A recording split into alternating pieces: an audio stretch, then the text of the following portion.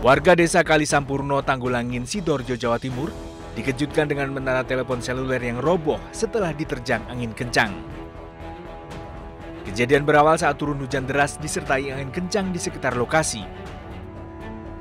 Diduga baut menara seluler telah aus, membuatnya tak kuat menahan angin kencang hingga roboh. Beruntung tidak ada korban akibat robohnya menara. Reruntuhan menara seluler yang roboh merusak bagian teras rumah warga dan sebuah mobil yang terparkir di samping rumah. Karena tadi hujan angin sangat besar gitu loh. Sampai sini nggak kelihatan. Kita kan kerja di sini semua. Kerja.